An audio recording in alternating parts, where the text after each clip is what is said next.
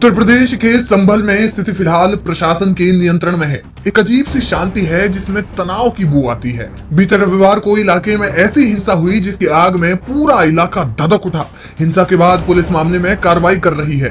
रविवार को सुबह तड़के विशेषज्ञों की टीम सर्वे करने पहुंची, लेकिन भीड़ ने प्रदर्शन किया और फिर पत्थरबाजी शुरू हो गई। इस पूरे घटनाक्रम में कोर्ट की कार्रवाई सुर्खियों में है। साथ ही उन जज की भी चर्चा हो रही है जिन्होंने मस्जिद में सर्वे करवाने का आदेश दिया।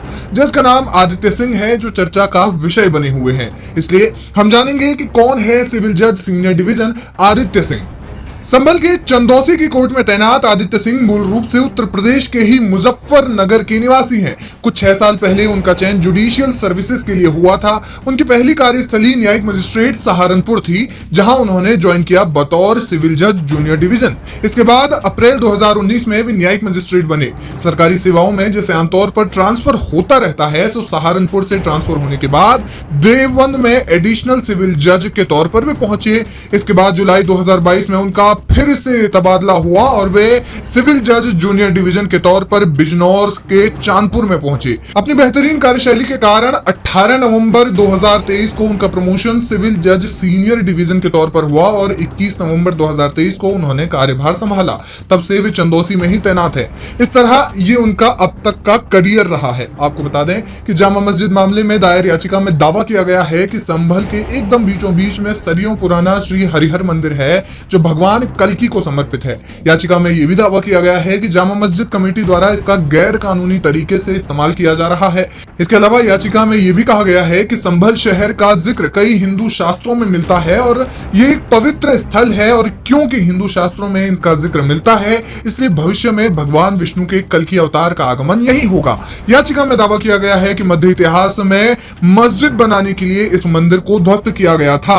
इसके बाद कोर्ट ने मस्जिद में सर्वे का आदेश दिया। इस मामले ने राजनीतिक रूप भी ले लिया है। समाजवादी पार्टी के अध्यक्ष अखिलेश यादव ने संभल जाने की बात कही। वहीं इसके अलावा उन्होंने सर्वे पर भी सवाल उठाते हुए कहा कि दूसरी बार सर्वे क्यों हुआ। उस समय उत्सव मनाना, जब संभल में जिस तरह का काम सरकार ने किया है, जाने चली गई हैं, गम के साए में कैसे उत्सव मनाया जा सकता है जहां जाने चली गई और न्याय नहीं मिल रहा है। तमाम हजारों लोगों को झूठे मुकदमे में फंसाया जा रहा है। वहां के सांसद, वहां के विधायक और उनके पुत्र पर झूठे मुकदमे लगाए रहे हैं। पूरी गलती है तो वो सरकार की है। सर्वे जब एक बार हो चुका था, फिर दोबारा सर्वे क्यों करना? और अगर दोबारा सर्वे भी करना था तो आपस में बैठ करके बातचीत की जा सकती थी। बातचीत कर करके जो बातें रह गई थी उनका दोबारा सर्वे कराया जा सकता था। सर्वे के खिलाफ नहीं थे, लेकिन जिस तरह का सर्वे करते समय जो टीम के पीछे नारे लगा रहे थे, क्या उनके खिलाफ कोई कार्रवाई हुई? क्या सर्वे के साथ और सर्वे टीम के साथ बीजेपी के कार्यकर्ता थे जो भड़का रहे थे? क्या उनके पास ऊपर कार्रवाई हुई? क्या उनको गिरफ्तार किया गया? क्या उनको जेल भेज दिया गया? विपक्ष न जाए वहां पे। वहां पर जो लोग परेशानी और तकलीफ में हैं उनकी बात न सुन पाए, इसलिए इंटरनेट बंद है।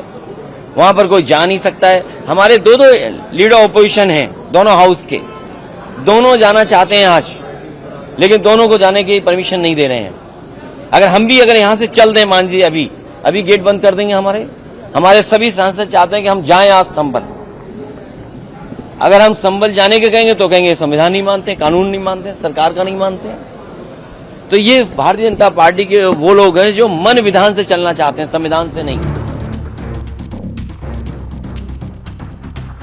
अखिलेश यादव के अलावा विपक्ष के तमाम नेताओं ने मामले में योगी सरकार को घेरा है। मामले का ताजा अपडेट ये है कि 3750 अज्ञात लोगों पर एफआईआर की गई है।